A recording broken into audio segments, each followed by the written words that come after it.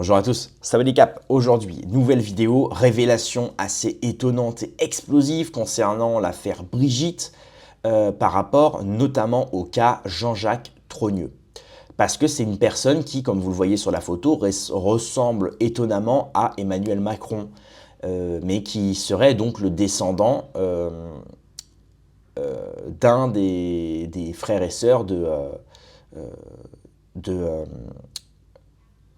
Brigitte Trogneux. Ouais, je m'y retrouve. Donc, on a le résumé de l'enquête de Poussard. Jean-Michel Trogneux, donc c'est le frère de Brigitte, s'est marié en 80 avec Véronique Dreux. Ils ont eu 2 enfants, dont Jean-Jacques Trogneux, c'est ce que je vous dis. Donc Jean-Michel Trogneux, le joufflu qu'on nous présente comme le petit gros ou comme le frère de Brigitte. Enfin, je dis petit gros, c'est pas méchant, hein, c'est comme ça qu'il est présenté dans la presse, hein, excusez-moi. Donc ce serait apparemment le frère de Brigitte. Et cet homme-là aurait eu un enfant, et donc ce serait Jean-Jacques Trogneux. Bon. Mais étonnamment, il ressemble extrêmement à Macron. Ça peut être une coïncidence, comme ils viennent tous de Amiens. Bon, Macron vient d'Amiens, ou Amiens, on dit Amiens ou Amiens. Brigitte vient d'Amiens, Jean-Michel Trogneux vient d'Amiens. Bon, c'est possible qu'il y a des gens qui se ressemblent parce qu'ils viennent du même terrain, etc. Ils ont peut-être des gènes en commun, on ne sait pas, mais très lointaines. Bon. Soit. Jean-Michel Trogneux n'est pas le frère des 3 Osières. Brigitte Trogneux épouse Osière, sa sœur, serait leur mère, mais elle n'est pas Brigitte Macron. Ça, c'est le résumé de l'enquête de Poussard. Donc vous voyez bien, il y a l'extrait d'acte de naissance. Voilà. Et là, on a la photo de Jean-Jacques Trogneux, donc qui serait le fils de Jean-Michel Trogneux. C'est vrai qu'il ressemble étonnamment, quand même, extrêmement à Emmanuel Macron. Au niveau des yeux, au niveau du regard, au niveau du visage creusé, comme ça. Même l'implantation capillaire, on est vraiment sur un... C'est le même, quoi. C'est la même personne. Et ce qui est dingue, c'est que je crois que Jean-Michel Poussard. Jean-Michel Poussard, frérot. Je crois que Xavier Poussard avait utilisé l'IA entre Jean-Jacques Trogneux et Emmanuel Macron. Et il y avait une ressemblance assez dingue.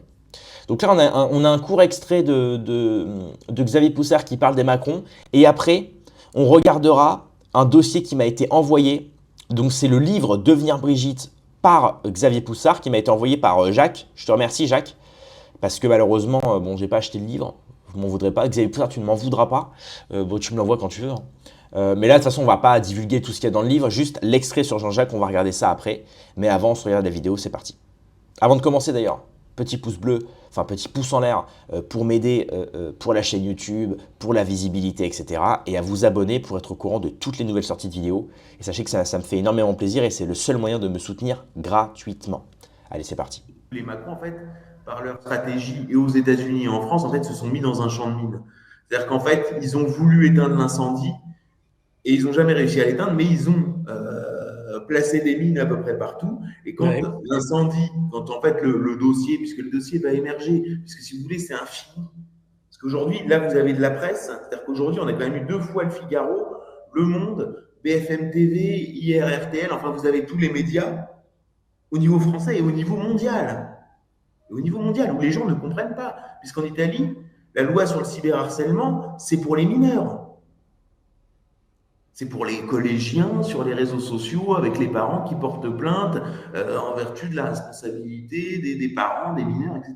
Si vous voulez, il n'y a pas de cyberharcèlement pour une vieille dame ou un vieux monsieur âgé de 72 ou 80 ans. C'est ridicule. Vous voyez, donc toute la presse internationale regarde ça. Alors les Français sont encore un petit peu pétrifiés. Là, c'est en train de se dégeler un peu au niveau médiatique. Mais ça n'arrêtera pas. Puisque là, vous avez ce procès. Ensuite, ce procès, donc aujourd'hui, c'est les audiences. Puis après, il y a le jugement. Puis entre-temps, il y a le procès américain. Puis ceci, puis cela. Puis entre-temps, il y aura certainement un épisode du style La gifle d'Hanoï. Voilà, donc c'est excellent, hein, Xavier Poussard hein, qui dit voilà, les Macron se sont mis dans un champ de mine. Je dirais même, en fait, en réalité, moi, je pense que c'est un point de non-retour. Là, c'est trop tard. Là, c'est littéralement trop tard. Alors, on va chercher le fameux Jean-Jacques. Hop, CTRL F, vous connaissez. Stock. On en a 3 résultats. Voilà. Donc là, on a un ami en commun. Dans le chapitre, un ami en commun, page 179. Alors, est-ce que vous voyez bien? Ouais, c'est bon. C'est parfait, ça. Encore merci à Jacques. Hein. Merci, mon Jacques. Le lendemain matin, sur YouTube, la vidéo commence à monter, déjouant les algorithmes de censure qui tournent à plein régime à l'époque du Covid. L'ami qui vient me rendre visite au bureau ce jour-là aperçoit sur mon écran d'ordinateur la page Facebook de Jean-Jacques Trogneux. Qui c'est celui-là? Quand je lui explique la situation, mon ami se plonge dans son téléphone et me dit « Tiens, dans mes contacts Facebook, je vois qu'il est ami avec un de mes meilleurs amis. Si tu veux, je peux vous mettre en relation. » Alors attends, il parle de qui là? Bon. Le 13 décembre 2021, en fin de matinée, je contacte qui me confie avoir été en colocation avec Jean-Jacques Trogneux. Ah oui, donc il parle de Poussard qui a mené son enquête, ok. Excusez-moi. Pendant plusieurs années, au début des années 2000. Donc là, on apprend que cette personne-là, ce fameux contact, aurait été en colocation avec Jean-Jacques, ayant été hébergé chez sa mère, Véronique Dreux, et l'homme avec qui elle s'est remariée, Alain Lelleux de la Simone, un gros assureur amiénois. Je pense alors que je vais immédiatement en avoir le cœur net. S'il a été colocataire et un très proche ami de Jean-Jacques Trogneux, alors mon interlocuteur a forcément croisé la route de son père, Jean-Michel. Mais, donc le correspondant me certifie qu'il n'a jamais vu physiquement le père de Jean-Jacques Trogneux. Il n'a jamais vu de photographie de lui et que Jean-Jacques Trogneux ne lui a jamais parlé de son père. Lorsque nous lui soumettons l'hypothèse de Natacha Ray, c'est-à-dire que son ancien colocataire serait potentiellement le fils de Brigitte, la personne songeur se rappelle soudain qu'à l'époque, Jean-Jacques Trogneux lui parlait souvent d'un jeune politicien qui allait casser la baraque et qu'il comprend maintenant qu'il s'agissait d'Emmanuel Macron. 3 heures après la fin de notre échange, en début d'après-midi, la personne me rappelle. Son ton calme et coopératif a disparu. Sa voix est cette fois saccadée. Il semble réciter à toute vitesse des mots soufflés par d'autres. Il m'affirme que l'existence actuelle de Jean-Michel Trogneux est avérée, qu'il a été bijoutier à Toulon, qu'il vit au 14 rue des Vergeaux et que Jean-Jacques Trogneux organisait d'ailleurs des fêtes au domicile de ce père qui ne souhaitait tout simplement pas apparaître en raison d'un cursus raté et d'un physique ingrat, car nous dit la personne, c'est un petit gros. Et c'est là d'ailleurs d'où vient le mot petit gros en fait. Voilà, je viens de l'apprendre. Donc cette personne-là, effectivement, c'est un témoignage assez étonnant. Parce qu'on nous dit que le premier coup de téléphone, tout va bien, le mec dit non, mais je connais pas ce type-là, j'en ai jamais entendu parler. Et 3 heures après, il se rappelle, en étant émotionnellement différent de ce qu'on nous dit, il se rappelle qu'il a fait des fêtes avec lui, mais qu'il a simplement pas été présent physiquement. Enfin bref, assez bizarre. Assez bizarre, surtout quand on a été colocataire pendant plusieurs années avec une personne, on connaît quand même relativement sa vie. Je veux dire, c'est pas simplement avoir vu une personne 2 semaines et non. Là, c'est colocataire quand même. Bon. On a un prochain passage qui nous dit, voilà... non, ça c'est Jean-Jacques Bourdin, donc rien à voir. Rien à voir. On a le dernier passage à ce propos-là. Voilà, donc là, c'est Brigitte m'a dit de ne pas m'en mêler. Je cherchais donc à contacter Véronique Dreux. Quelle avait été la réalité de son mariage avec Jean-Michel Trogneux? Qui était-il? Comment et quand s'étaient-ils séparés? Après un mariage avec un Trogneux, Véronique Dreux avait poursuivi son ascension sociale en épousant un La Simone et figurait maintenant au bottin mondain. C'est là que je trouvais son numéro de téléphone. Contactée sur WhatsApp, elle acceptera de me répondre le lendemain et notre entretien durera une demi-heure.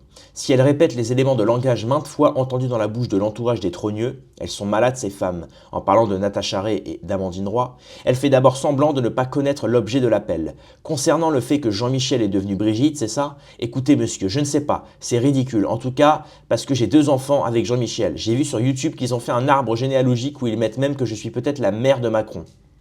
Véronique Dreux fait ici référence aux interrogations d'internautes sur l'étrange ressemblance physique entre Emmanuel Macron, l'époux de Brigitte, et Jean-Jacques Trogneux, le fils de Jean-Michel Trogneux.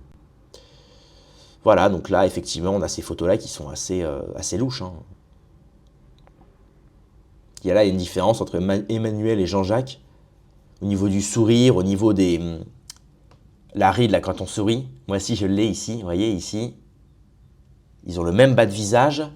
Alors encore, le nez, c'est bluffant, quoi. Le nez, les sourcils et tout, enfin... Et même capillairement parlant, c'est... Après, encore une fois, voilà, ils sont nés dans la même région. Comme ils sont nés dans la même région, vous savez, il suffit qu'ils soient nés dans le même village d'enfance, ou que leurs arrière-grands-parents étaient des très proches cousins. On ne sait pas, on ne sait pas. Précisons ici qu'à l'état civil, Jean-Michel Trogneux n'est pas l'épouse d'Emmanuel Macron. Si tel avait été le cas, il serait connu sous le nom de Jean-Michel Macron. Or, Jean-Michel Macron n'est pas l'épouse d'Emmanuel, mais son père. Écoutez, monsieur, moi, Moi, je suis divorcé de Jean-Michel Trogneux depuis de nombreuses années. Je me suis remarié. Mes enfants sont là, je ne veux pas de problème. Mais je peux vous dire que Jean-Michel, ce n'est pas Brigitte, c'est ridicule. J'ai eu 2 magasins à Beauvais de chocolat. Bon, j'ai eu 2 enfants, ça n'a pas très bien marché. Je suis retourné chez maman et puis voilà. Mais je peux vous dire que Jean-Michel, c'est pas Brigitte. Je le prends au mot et lui demande des photos de son passé commun avec Jean-Michel Trogneux en m'engageant, si elles sont concluantes, à mettre fin à l'affaire sans même les publier. Moi, je ne veux pas rentrer dans toutes ces histoires-là. Brigitte m'a dit de ne pas m'en mêler. Ah, moi je ne veux pas d'histoire avec mes enfants ni avec... ça ne regarde plus la famille.